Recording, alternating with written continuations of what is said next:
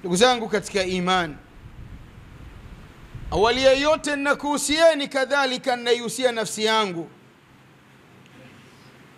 katika suala zima la kumcha Allah tabaraka wa taala. Enyi waja, tumcheni Allah mtukufu, kwa sababu kwake yeye wamefuzu wacha Mungu. Allah mtukufu anatuambia inna lilmuttaqina mafaza, kwa hakika wacha Mungu wamefuzu. Wamefuzu wacha Mungu katika maisha ya dunia, kadhalika kesho yaumul qiyama. Ndugu zangu, khutba yangu leo kwenu inaikumbusha nafsi yangu kadhalika nafsi zenu juu ya al-aishu bihikmati athna al-fitan, namna ya kuishi kwa hikma katika muda ambao wanadamu wanakumbana na fitna. Bila shaka kila mmoja miongoni mwetu ana akili zilizo timamu, bali ana kumbukumbu na anajua yanayotokea katika maisha haya ya dunia. Tukiwa ni Waislamu bali wanajamii wa Kitanzania, tunajua na kutambua yaliyotokea tarehe 29 mwezi wa 10, kadhalika 30 mwezi wa 10, na pakafuatiwa na kukaa ndani kwa takribani siku 5. Haya ndugu zangu, ukiwa umemwamini Allah tabaraka wa taala, unaporudi kwenye Qur'ani unaikuta Qur'ani inakufundisha namna bora ya kuishi katika kipindi ambacho mwanadamu anapita kwenye fitna. Na kwa hakika tupo katika fitna. Ndugu zangu, katika muda wa fitna, Muislamu mwanadamu anafundishwa kutumia vema matumizi ya hikma, kutumia vema matumizi ya hekima ambayo Allah tabaraka wa taala ameyapandanisha katika maungo ya mwili wake, katika sehemu ya akili inayotawala kumruhusu mwanadamu kusema, kukaa kimya, kufanya, kutofanya. Lakini pia katika kipindi hiki ni kuivaa na kuishi subira. Subira ni tiba inayotokana na maumivu ambayo mtu ameyapata.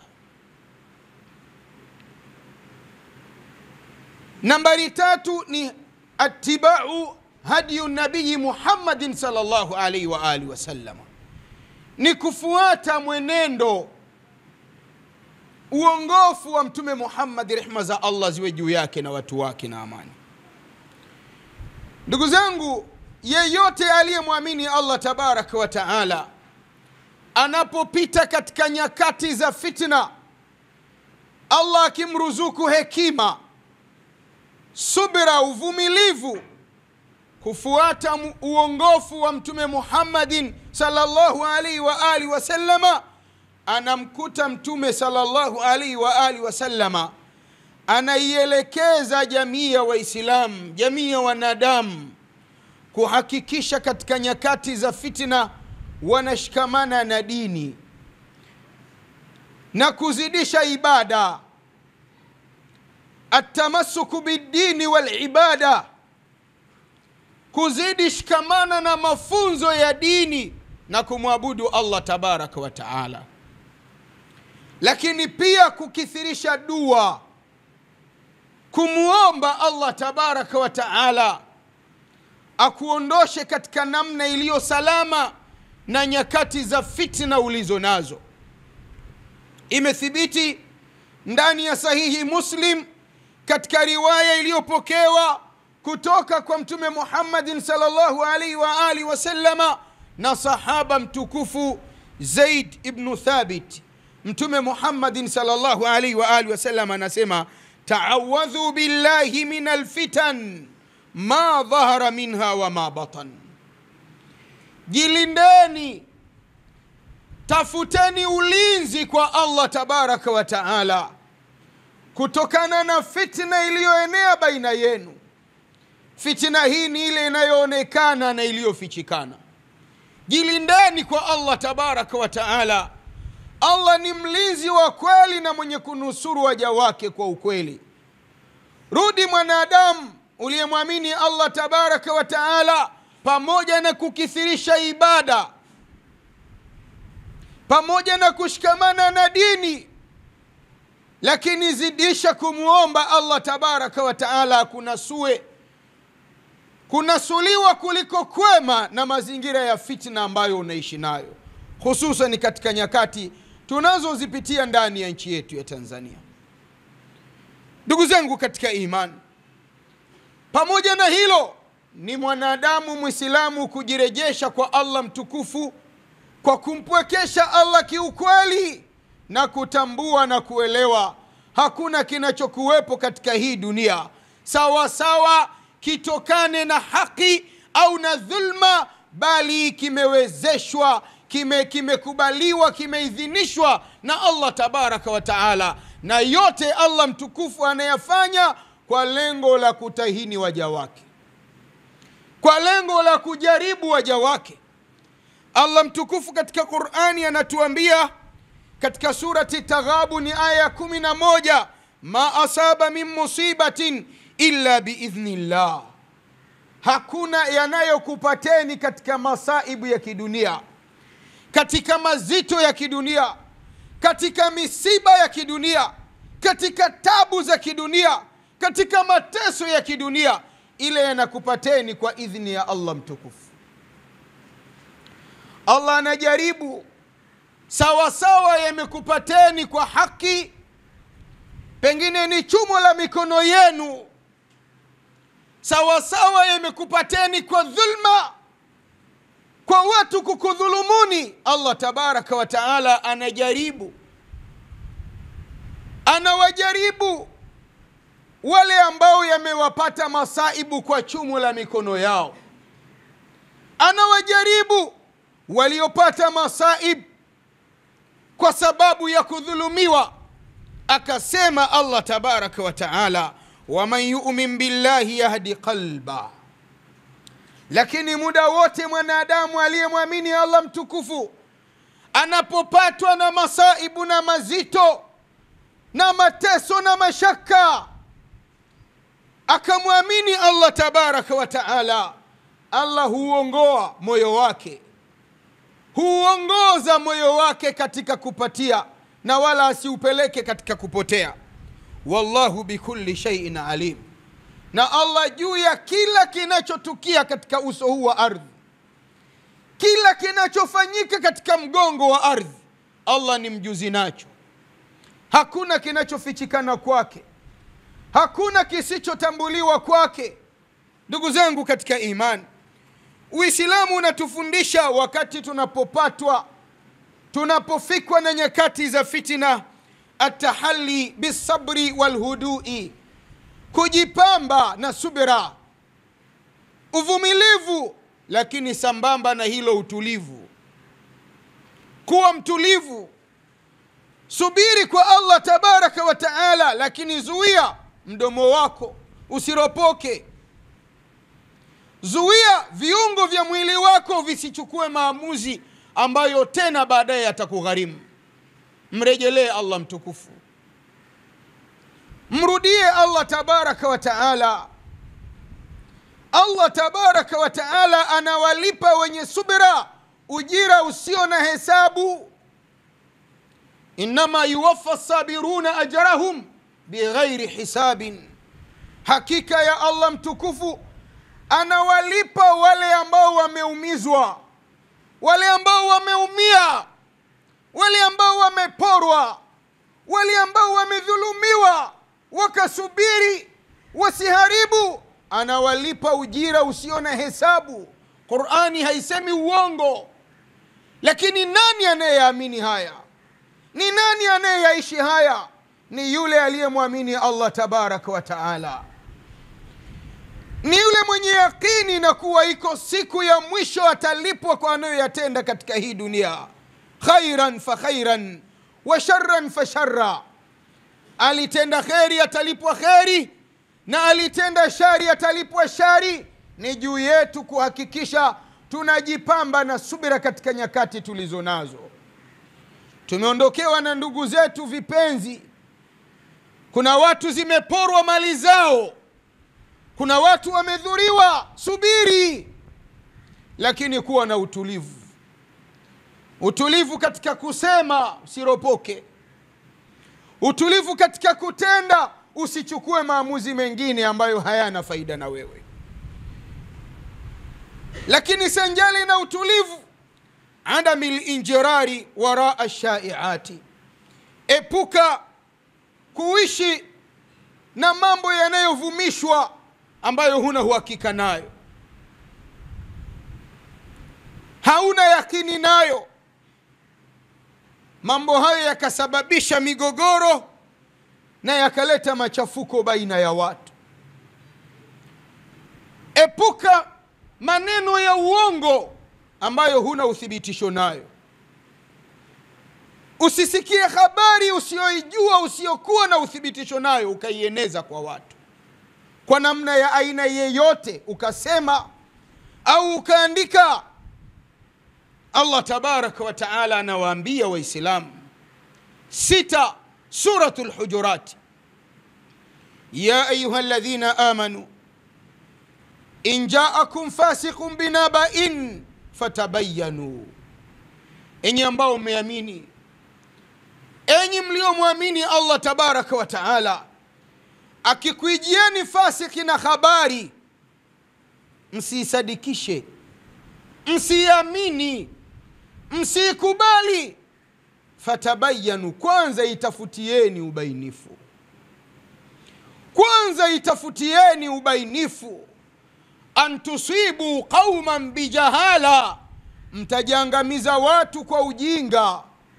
Fatusbihu ala ma faaltum nadimin, halafu mkaja kuwa ni wenye kujuta baadaye kwa yale ambayo mliyachukulia maamuzi kwa habari ya kusikia pasina kumjua msemaji wala kumuona, ukaeneza habari usio na uthibitisho nayo. Tuepuke haya katika mazingira tulionayo ya fitna. Lakini si hivyo ndugu zangu, tujitahidi sana katika nyakati tulizo nazo, nashrul khairi wasulhi baina nnasi, tujitahidi kueneza kheri, kutangaza kheri, kusema kheri na kusuluhisha baina ya watu. Mtume Muhammadin sallallahu alaihi wa alihi wasallam anatuambia, man kana yu'minu billahi wal yawmil akhir falyakul khairan aw liyasmut, yeyote anayeamini anamwamini Allah mtukufu na anaamini iko siku ya mwisho, atalipwa kwa anayoyatenda katika hii dunia, ajitahidi aseme yaliyo ya kheri, aseme yenye manufaa, aseme yenye kutengeneza, asiseme yenye kuharibu, asiseme yenye kubomoa. Akishindwa kusema ya kheri hanayo, ni vizuri sana yeye kukaa kimya. Huyu ni Mtume Muhammadin sallallahu alaihi wa alihi wasallam. Lakini kusuluhisha baina ya watu, kujitahidi kuhakikisha tunalingania watu mafundo ya waondoke ndani ya nyoyo zao. Kuweka mafundo chuki si tiba ya kutengeneza hali za watu. Hali za watu zitatengenezwa kwa watu kuondosha mafundo ndani ya nyoyo zao, kuondosha chuki ndani ya nyoyo zao, kuondosha fitna ndani ya nyoyo zao. Wakiweza yaishi haya watu kama ambavyo Uislamu unaelekeza, hakika nyakati za fitna kwao zitapita kwa haraka na maisha yatarudi katika namna iliyo bora na iliyo njema. Ndugu zangu katika imani, Uislamu unatufundisha pia katika nyakati za fitna ihtiramul qanun, kuheshimu kanuni zilizopo. si kanuni peke yake, wa sulta, na kuheshimu mamlaka. Heshimu mamlaka ndugu zangu. Uislamu ni dini ambayo imekuja wafundisha watu kheri, imekuja waelekeza watu yale ambayo yana maslahi na wao. Zilipata pita nyuma huko zama za fitna zilizo ngumu, walipita watu katika hii dunia kina Hajjaj ibn Yusuf, wakafanya walioyafanya katika hii dunia. Maulama wakubwa wa Kiislamu wapo wanaishi. Qur'ani imekita ndani ya nafsi zao, haikukita peke yake kwa kuhifadhiwa, bali kwa kujua maana yake. Lakini jitihada kubwa walioitumia maulama hawa ni kukaa kimya, ni kunyamaza. Sikuwa hawawezi kunyamaza, wanaweza kusema. Sikuwa kuna wanayemuogopa kinyume na Allah tabaraka wa taala, hapana. Lakini alim anaongozwa na hekima na busara. Alim anaongozwa na Qur'ani na Sunna. Anaona mimi kufungua mdomo wangu kusema lolote lililo kinyume na sulta ni kuiangamiza jamii ninayoishi nayo. Anafunga mdomo wake ili kuiepusha jamii na fitna. Tujifundishe ndugu zangu kukaa kimya. Tujifundishe kukaa kimya wakati tukimrejelea Allah tabaraka wa taala. Wamepita wengi kwenye hii dunia wakafanya walioyafanya, lakini wawapi? Firauni laanatullahi alayhi alitesa bani Israil, lakini mwisho wa siku aliishia wapi? Wewe ni muumini kweli, mrejelee Allah mtukufu. Wewe ni kiongozi wa dini, mrejelee Allah tabaraka wa taala. Usiufundishe umma, usiuelekeze umma, usiuambie umma ukaenda kinyume na sulta. Ndugu zangu katika imani, tumuombe Allah tabaraka wa taala atuondoshe katika zama na nyakati za fitna tulizo nazo, azishikamanishe nyoyo zetu kuwa moja, ayaondoshe maumivu yaliyo ndani ya nyoyo zetu, arudishe umoja, upendo, mahusiano mema yaliyopo baina yetu. Allah mtukufu ni mwingi wa kusamehe na mwenye kuonea huruma waja wake. Aqulu ma tasma'una wa astaghfirullah li wa lakum wa lisailil muslimina wal muslimat fastaghfiruhu innahu huwal ghafurur rahim wa huwa al barru al karim.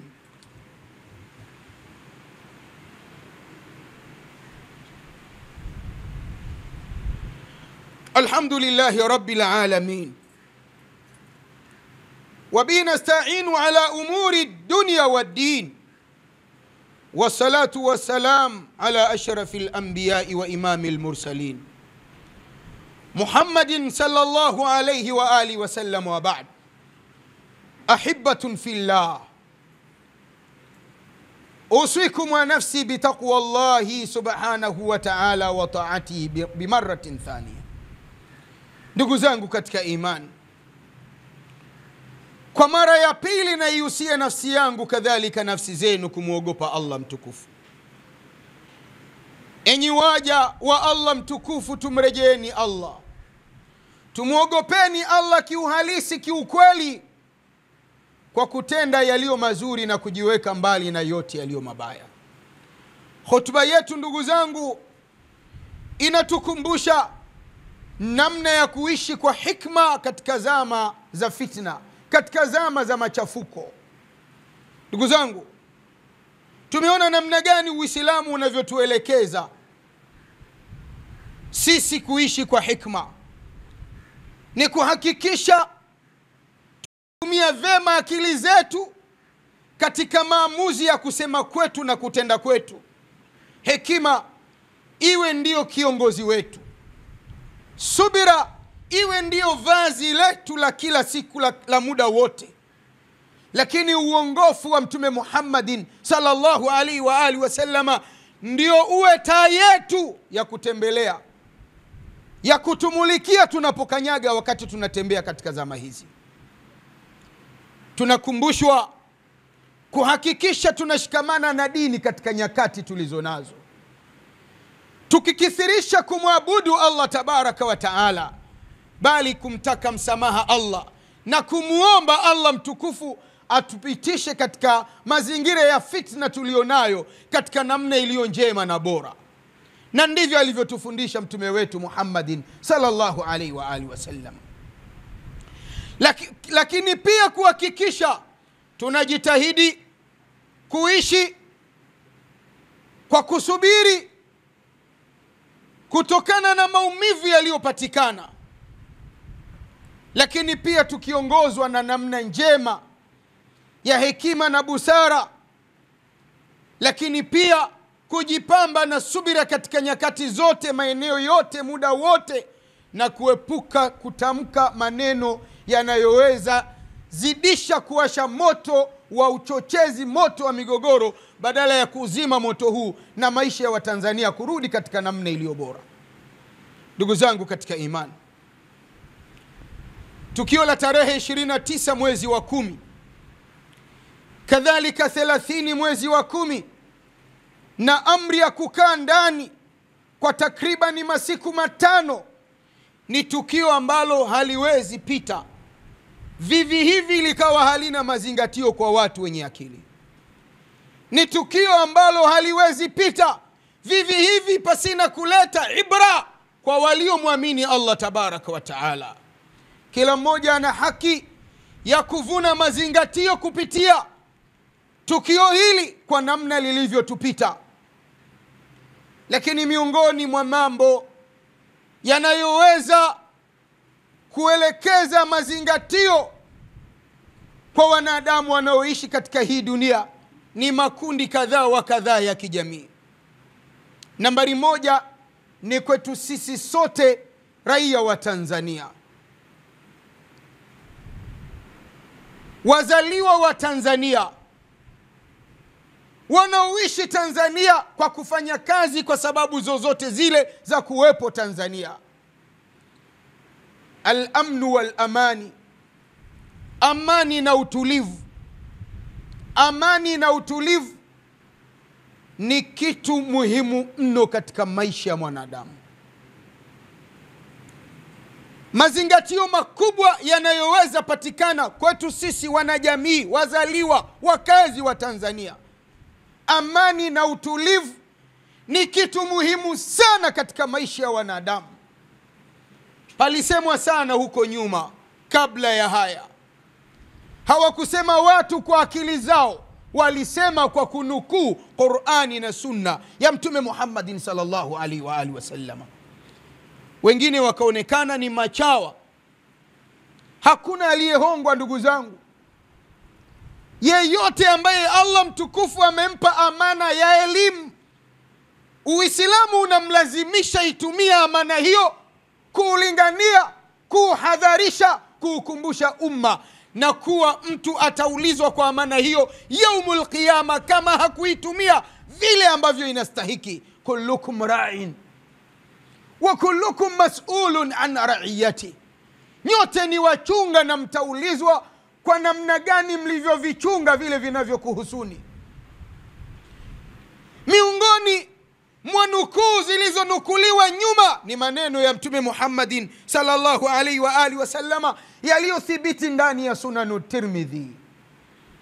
Mtume Muhammadin sallallahu alaihi wa alihi wasallama anasema, man asbaha minkum aminan fi sirbihi, yeyote miongoni mwenu ambaye ameamka akiwa ana amani na utulivu nyumbani kwake, anaweza kutoka akafanya lolote lile. 1. Pili, akasema Mtume sallallahu alaihi wa alihi wasallama, muafa fi badanihi, tena ni mtu mwenye afya kamilifu katika mwili wake, afya inayomruhusu kutembea, hakuna kiungo kilichovunjwa, hakuna kiungo kilichomharibika kinachomuugua. Akasema Mtume sallallahu alaihi wa alihi wasallama, indahu qutu yaumihi, mtu huyo siku hiyo situkuwa ameamka nyumbani kwake ana uhuru na amani ya kutosha ya kutoka kwenda pahala popote, ana afya kamilifu, ana chakula yeye na familia yake. Anasema Mtume sallallahu alaihi wa alihi wasallama, fakaannama hizat lahu dunya bihadhafiriha, mtu huyu ni kana kwamba ameimiliki, ameitawala dunia na vilivyomo ndani yake. Tuna akili timamu, tumeishije kwenye kizuizi cha kukaa ndani? Haya maneno ya Mtume sallallahu alaihi wa alihi wasallama yanasemaje na maisha tuliokuwa nayo? Wakati mtu leo fungu la mchicha uliovunwa, uliong'olewa kutoka kwenye ardhi mpya, analinunua shilingi 500 na anachagua atakavyo na mwisho analiacha. Walifikia watu kununua fungu la mchicha ulioharibika, unakwenda kwenye kuuza shilingi 2,000 3,000 fungu moja, ambalo mtu mmoja mchicha huu ukichemshwa hauwezi kumtosha. Huu mchicha unaenda kuliwa na familia ya watu 10. Wamenunua watu mkate mmoja shilingi 10,000. Wamenunua watu nyanya moja shilingi 1,000 1,500. Wamekosa watu huduma ya chakula. Ni kwa sababu amani na utulivu vimekosekana kwao. Tusicheze na hili ndugu zangu. Tusifanye majaribio kwenye amani na utulivu. Tujue sote ni mas'ulu mbele yake Allah tabaraka wa taala juu ya kulinda amani na utulivu katika maisha yetu, katika makazi yetu.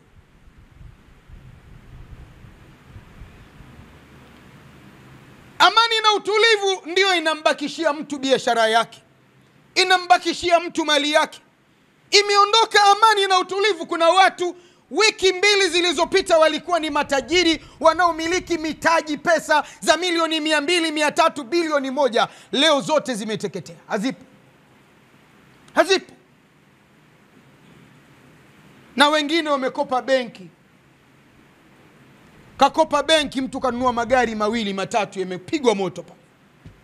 Hayapo amani na utulivu. Amani na utulivu, kuna ndugu zetu tulikuwa nao hawapo leo. Hawapo ni kina marehemu. Si kitu cha kufanya mchezo ndugu zangu. Si kitu cha kufanya mchezo, cha kufanya majaribio. Tumuombe Allah tabaraka wa taala aidumishe amani na utulivu katika maisha yetu ndani ya nchi yetu, na amuondoshe kwetu kila yule ambaye anatamana hamu ya kuharibu amani na utulivu tulionao. Hii ni kwa raia wote wa Tanzania, ni kwa wakazi wote wa Tanzania. Kuna wawekezaji kutoka nje wanaogopa mali zetu zitaharibiwa. Ndani ya kuwekeza kwake mtu kaajiri watu 100, anaogopa naondosha mradi wangu peleka nchi nyingine, watu 100 wakazi wa Tanzania hawana ajira. Amani na utulivu. Lakini pia ni jukumu la wazazi katika mambo tunayoyachukua ni mazingatio kupitia matukio yaliyotupita. Wazazi, pateni muda, bali iwe ni kawaida ya kukaa na watoto wenu. Kaeni na watoto wenu. Uislamu umetufundisha haya. Huko Luqman, katika mja miongoni mwa waja wema, anakaa chini na mtoto wake, hamlinganii tu kumwabudu Allah tabaraka wa taala, lakini namna njema anavyoweza ishi na watu. Tumewaacha watoto wetu, vijana wetu wanalelewa na mitandao, wanalelewa na vijiwe, wanafundishwa maisha na mitandao. Hatuna muda wa kukaa na watoto wetu. Utamaduni wa Mtanzania miaka 30 40 iliyopita, baba hawezi kula isipokuwa anakula na familia yake. Hakuna habari ya kula chumbani peke yake, anakula na familia. Akila na familia, baada ya kumaliza kula wanapata 2 3 ya kuelekezana. Ndio tukapata baba zetu ambao walikuwa watiifu, wasikivu kwa wazazi wao. Baba zetu ninyi leo haya mmeyaacha. Rudini katika asili ya kawaida ya mwanadamu. Haya ndiyo mafunzo ambayo Uislamu unayafunza. Kuwa karibu na mwanao, zijue nyenendo zake. Kuwa karibu na mwanao, wajue marafiki zake. Kuwa karibu na mwanao, jua nini anafanya. Kuwa karibu na mwanao, mtengeneze aje kuwa ni mwanajamii aliye bora, mwema. Usimuache mtoto akatamani pora. Chukua cha mtu, ataishi maisha ya haramu. Dhulma haidumu ndugu zangu, na dhulma ukiona inaishi, mbona yule kadhulumu na yupo? Tunaambiwa adh-dhulma la yadumu idha dama damara. Dhulma haidumu, dhulma haishi. Ukimuona dhalimu anaishi na dhulma, inamwangamiza. Anaishi na dhulma na maradhi makubwa, kila siku anabugia chungu nzima ya madonge. Anaishi na dhulma, hana amani, hana uhuru. Hawezi toka akakana wanajamii wenzi wake namna hii, muda wote ana hofu. Dhulma. Mfundishe kijana wako awe ni kijana Mtanzania Muislamu, asiwe Muislamu ambaye anafikiria, ana hamu ya kufanya kazi kwa mikono yake, kwa kutumia akili yake, apate chumo la halali ambalo litamlinda yeye na kuangamia kadhalika kizazi chake, bali litakulinda wewe baba yake. Litatengeneza mustakbali bora mwema mbele ya Mola wake. 3, miongoni mwa mafunzo, mwa mazingatio tunayoyapata kupitia matukio yaliyotupita, ni umuhimu wa viongozi wa dini. Umuhimu wa viongozi wa dini kutoshabikia mambo yaliyo kinyume kabisa na vitabu vya dini. Umuhimu wa viongozi wa dini kujiweka kando na mambo yaliyowekwa na watu ambayo hayako ndani ya vitabu ambavyo wao wanaviamini. Qur'ani imefundisha, imeelekeza, maelekezo yake, mafunzo yake yanatosha. Hakuna mafunzo mengine. Vitabu vilivyopita, Biblia inafundisha, inaelekeza. Unapata wapi ujasiri kiongozi wa dini kutafuta mafunzo nje na vitabu hivi? Simama kiongozi wa dini, usiwe moga.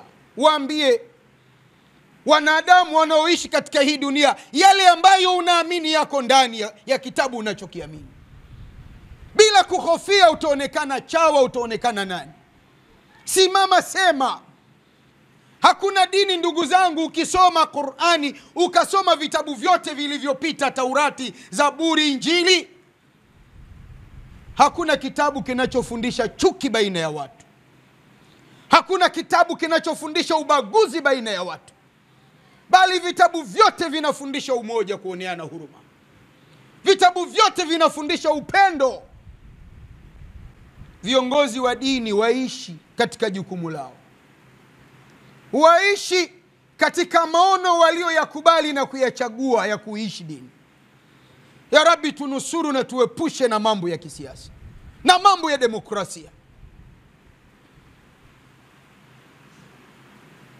Kundi la mwisho ambalo lina haki ya kuchukua mazingatio kupitia tukio lililotokea ndani ya nchi yetu ni serikali yetu, viongozi wake. Wakati wanakwenda tengeneza serikali, wahakikishe wanatengeneza serikali ambayo itakata kiu cha Watanzania kutokana na mahitaji mbalimbali walionayo. Watu wanaishi katika maisha ya umasikini wa kiwango kikubwa sana. Hakuna namna njema na iliyo bora ni kuhakikisha panapatikana jibu la haraka, jibu ambalo litakuja kuamua watu na huu maskini, jibu ambalo litakuja kuamua watu na huu mkwamo wa kimaisha. Kuna vijana wanatembea na degree zao, shahada zao, stashahada zao, tangu amemaliza chuo, amegraduate miaka 5, anatembea na shahada, hana ajira. Maskini ya Mungu, kijana huyu amesoma, akili yake imetengenezwa, unasoma, ukimaliza kupitia shahada yako utapata ajira. Yapatikane majawabu, yapatikane majibu kwa hawa vijana, wapate kazi ambazo zitaweza endesha maisha yao na kuwatoa katika vijiwe ambavyo vinawafanya wafikirie mabaya kuliko mazuri. Serikali ni jukumu lake kuhakikisha linawaunganisha Watanzania. Serikali ndani ya Tanzania ndiyo mama, ndiyo baba, ndiyo mzazi. Ni jukumu lake kwa yote yaliyotokea kuhakikisha inawaunganisha Watanzania, inawafanya kuwa ni kitu kimoja, na kuhakikisha wanalinda uzalendo wao, wanausimamisha utanzania wao, wakailinda nchi yao na kutokukubali kufitiniwa na walio nje ya Tanzania kuiharibu nchi yao ambayo wao hawana pahala pa kukimbilia zaidi ya hapa. Rabbi, tunakuomba utujalie min alladhina yastami'una alqawla fayattabi'una ahsana. Tujalie kuwa ni miongoni mwa wale ambao tunasikia nasaha njema na tunazifanyia kazi. Tuondoeni chuki, ndugu zangu, ndani ya nyoyo zetu. Sote tuwe kitu kimoja, tuwe wenye hekima, wenye subira, wenye uvumilivu na upendo. Wala tushariku ayuha alahibba fil fitan, na wala msishiriki katika mambo ya fitna. Ndugu zangu, jiwekeni mbali na fitna, jiwekeni kando na fitna. Ukienda Rwanda, nchi ya Rwanda, nchi jirani yetu, hakuna mtu anasema mimi Mnyamwezi, we Mzaramo, we Mdengereko. Wanasema wote si ni Wanyarwanda. Tutembeni tuseme sisi ni Watanzania. Tutembeni tuseme sisi ni wamoja. Tushindane kwenye kueneza imani zetu kwa hoja thabiti zilizo ndani ya vitabu, bila chuki. Tusimchukie mtu kwa dini yake. Tuyaepuke haya, ndugu zangu. Lakini si hivyo, kuweni ni wenye pupa kuhakikisha jamii yetu inabakia kuwa ni kitu kimoja. Amani na utulivu unapata ishi katika maisha yetu. Viongozi watende haki kwa namna inavyowezekana kutenda haki. Na suala la kutenda haki ni suala linalomlazimu kila raia, kuanzia majumbani mwetu, mitaani kwetu, serikali za mitaa, serikali za wilaya, mpaka kufika juu. Kila mmoja asimame kwenye haki, na tujue na tuelewe, vyovyote utakavyokuwa, iwe Muislamu, usiwe Muislamu, uwe na dini, usiwe na dini, utakufa. Utakufa na utasimamishwa siku moja mbele yake Allah tabaraka wa taala. Atakuuliza Allah mtukufu kwa unayoyafanya katika hii dunia. Hala, tenda yaliyo mema, tenda yaliyo mazuri, jiweke mbali na mabaya. Ya Rabbi, tunakuomba uzikutanishe nyoyo zetu, zijalie kuwa ni nyoyo moja zenye upendo wa kweli. Warejeshe Watanzania namna walivyokuwa kabla ya tarehe 29 mwezi wa 10. Ya Rabbi, wote waliokufa wasamee makosa yao, na wote walio vitandani, ya Rabbi, watibu majeraha yao, wawezeshe, wanyenyue, warudi katika maisha yao ya kawaida. Ya Rabbi, wote waliondokewa na ndugu zao, wapambe, waruzuku subira, waruzuku uvumilivu, wajaze moyo wa kusamehe. Ya Rabbi, tunakuomba utulinde na kutuepusha na kila shari. Kila mwenye nia mbaya na sisi, ya Rabbi, muepushe na tuweke mbali naye. Muondoshe katika maisha yetu, ndani ya nchi yetu. Ewe Allah mtukufu, tunakuomba turejeshe namna tulivyokuwa kabla hayajatokea yaliyotokea ndani ya nchi yetu. Tujalie upendo na maelewano. Tuweke mbali na maneno ya uvumi, maneno ya umbea na upashikuna yanayoweza tupasua na kutugawa baina yetu. Ya Rabbi, waruzuku viongozi wetu hekima, waruzuku huruma, waruzuku busara, wawapende Watanzania vile wanavyozipenda nafsi zao. wawaonea huruma wa Tanzania vile wanavyozionea huruma nafsi zao. Nafasi za uongozi ambazo wewe umewapa wazitende kwa ajili ya Watanzania na si matumbo yao wala faida ya maisha yao. Ya Rabbi, tunakuomba walinde, wakinge, wanusuru na kila shari ndugu zetu wa Palestini. Ya Rabbi, wanusuru na shari za mazayuni wa Kiyahudi. Ya Rabbi, wavishe mavazi yatokayo kwako, walishe chakula kitokacho kwako, wanyweshe kinywaji kitokacho kwako, wajalie na waruzuku nusra ya haraka. Ewe Allah mtukufu, tunakuomba utujalie amani, utulivu na upendo na haki katika maisha yetu yote, ndani ya nchi zetu zote katika hii dunia ambayo tunaishi hivi sasa. إن الله وملائكته يصلون على النبي يا أيها الذين آمنوا صلوا عليه وسلموا تسليما. اللهم صل على محمد وعلى آل محمد كما صليت على إبراهيم وعلى آل إبراهيم، وبارك على محمد وعلى آل محمد كما باركت على إبراهيم وعلى آل إبراهيم إنك حميد مجيد. وارض اللهم عن الخلفاء الأربع وعن البقية أصحاب رسول الله محمد صلى الله عليه وآله وسلم. ربنا أرنا الحق حقا وارزقنا اتباعه، وأرنا الباطل باطلا وارزقنا اجتنابه. اللهم سهل لنا مما نريد ونجنا مما نخاف بفضل لطيف. اللهم اجعل الأمن في أوطاننا، اللهم اجعل الأمن في أوطاننا برحمتك يا عزيز يا غفار. اللهم لا تدع لنا في مسجدنا هذا ذنبا إلا غفرت، ولا هما إلا فرجت، ولا مريضا إلا شفيت، ولا الحاجة من حوائج الدنيا إلا قضيتها يا رب العالمين. اللهم اغفر لأهل القبور من المؤمنين والمؤمنات والمسلمين والمسلمات برحمتك يا عزيز يا غفار. وصلى اللهم على محمد وعلى آله وصحبه وسلم، وقوموا إلى صلاتكم يرحمكم الله.